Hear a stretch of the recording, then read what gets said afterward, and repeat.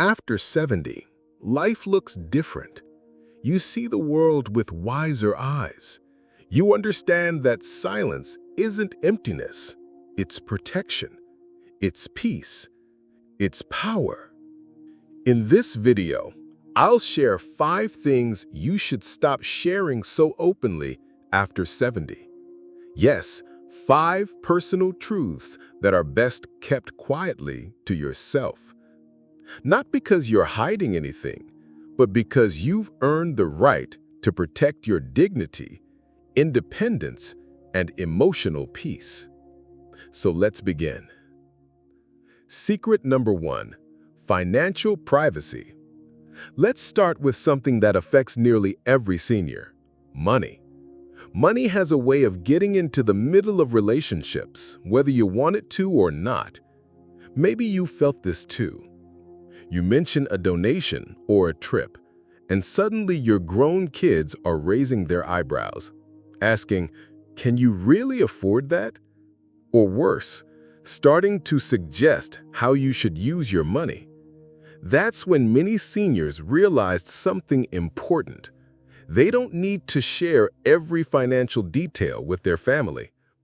In fact, keeping your finances private can be one of the kindest, smartest things you do for yourself and for your loved ones. Let me tell you about Evelyn. She's 72, a retired school teacher. She loves gardening, classical music, and taking short cruises every year. Now, Evelyn doesn't hide from her family, but she also doesn't explain every single purchase.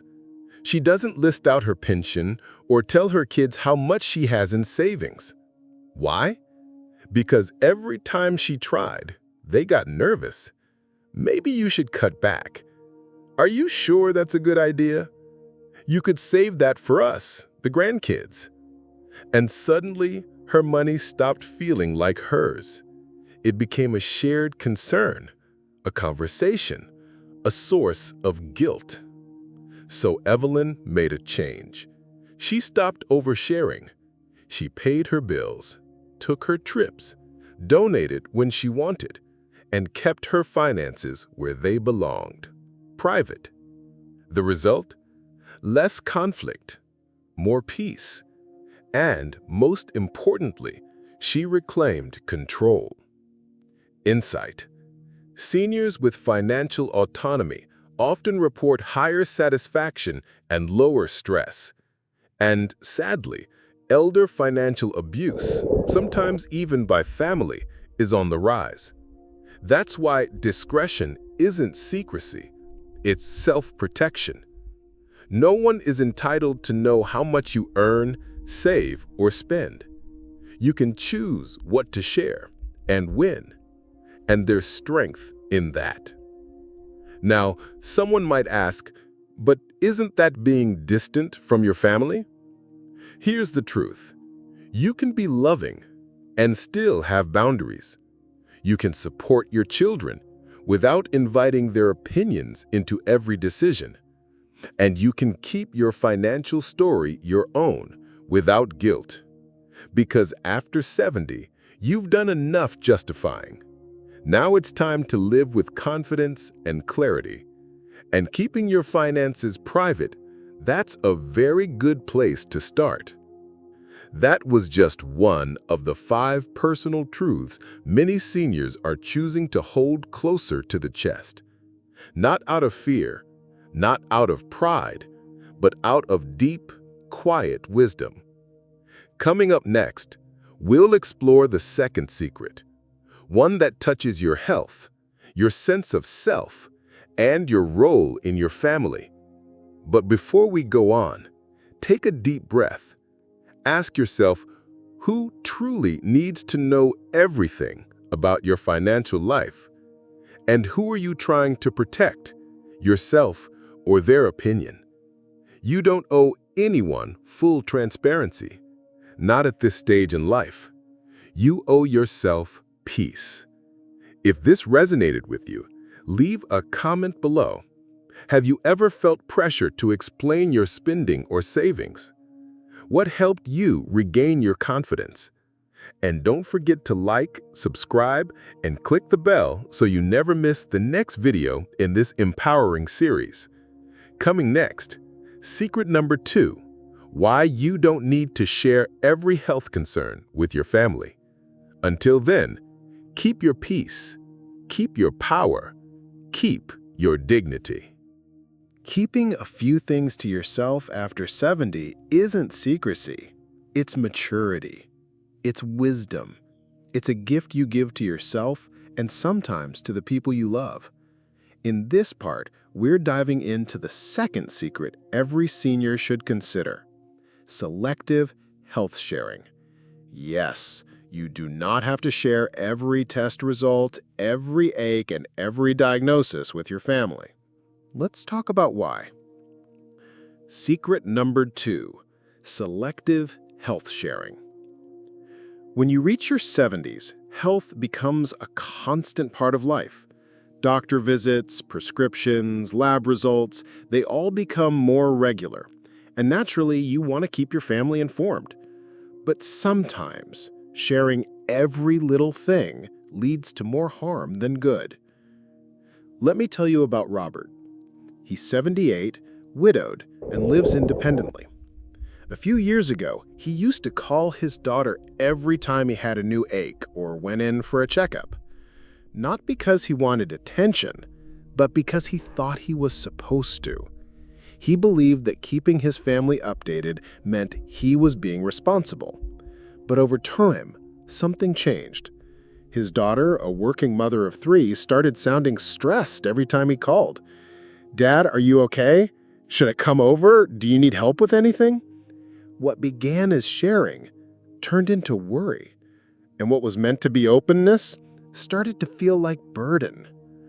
Robert told us, "I realized I was making my daughter anxious, and that made me anxious. I didn't want every phone call to turn into a medical briefing." So he made a change. He still saw his doctors, still took care of himself, but now he shares only what's important. When something needs to be discussed, he discusses it. But if it's just a routine checkup or a minor ache, he keeps it to himself. The result? More ease in his conversations, more balance in the relationship, and more control over how he wants to be seen. Not as the sick dad, but just as dad. There's a difference between honesty and over-disclosure. You're not hiding your health, you're managing the emotional energy around it. When every conversation is about medications, side effects, and symptoms, it's easy to lose the part of yourself that is still vibrant, still joyful, still here. And more importantly, you're not a report. You're a human being. Now, this doesn't mean you shouldn't tell your family anything. If you're facing something serious, like a diagnosis that affects your care or daily life, it's important to loop your loved ones in, especially if it impacts decisions or safety. But not every detail needs airtime. You can be thoughtful about what you share, how much, and when. Just ask yourself, am I sharing this to get help, or am I sharing it because I feel obligated? Will this information support connection or cause more worry? Sometimes seniors overshare health updates because they fear being forgotten, or they hope it'll keep the family close. But remember, being seen doesn't require being sick. You don't need to trade symptoms for attention. There are other ways to stay close. Send photos, share memories, invite conversations about life, not just health. Your family loves you for who you are, not just for the parts of you that need care. If you do want someone to stay informed, consider choosing one person, like a healthcare proxy or a trusted child, and updating them when needed. This creates boundaries and avoids overwhelming the whole family. And if you ever feel lonely or uncertain about a health issue, talk to your doctor or a therapist. They're trained to hold that space. Your family doesn't need to carry everything. So now, take a moment. Breathe. Ask yourself, What do I really need to share about my health? What am I sharing just out of habit or guilt? And how would it feel to reclaim a little privacy again? Remember, silence isn't shutting down. It's choosing peace over pressure. You still have the right to protect your emotional well-being. If this message resonated with you, leave a comment below. Have you ever shared a health concern that caused more stress than support? What helped you find balance? And don't forget, if you haven't already, hit the like button, subscribe, and tap the bell for the rest of this empowering series. Secret number 3, why you don't need to justify your financial decisions to your family. Keep your health, keep your hope, keep your power. Just because your family means well doesn't mean they need to be part of every financial decision you make. After 70, financial independence isn't just about money, it's about confidence, freedom, and yes, dignity. Let's meet Linda.